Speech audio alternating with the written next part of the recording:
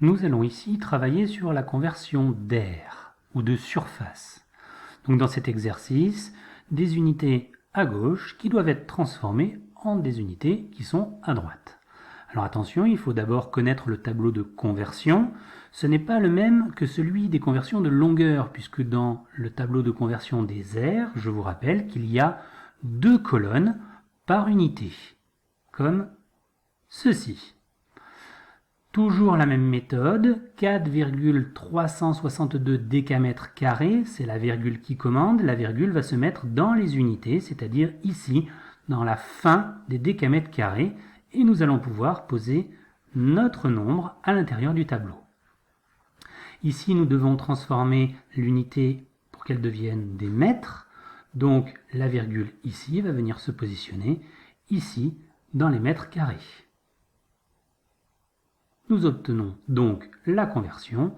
4,362 décamètres carrés devient 436,2 mètres carrés. Deuxième exemple, donc toujours le même tableau. Ce nombre-là doit être positionné dans le tableau, c'est la virgule qui commande. La virgule va aller se mettre dans les kilomètres carrés. Donc dernière case des kilomètres carrés ici. Puis, comme nous devons obtenir des décamètres carrés, la virgule va se déplacer et venir se positionner à cet endroit-là.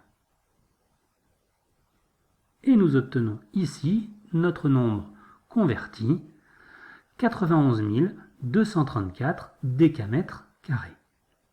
Pour terminer, toujours le même tableau puisque nous sommes toujours dans des conversions d'aire ou de surface, 1,5 cm².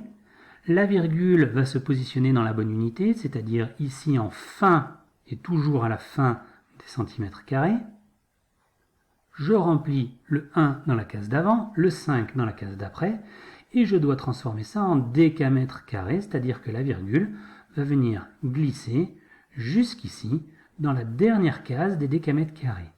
Remarquez qu'ici, je suis obligé de rajouter des zéros qui existaient avant, qui étaient inutiles, mais qui ici, pour écrire le nombre correctement, deviennent utiles.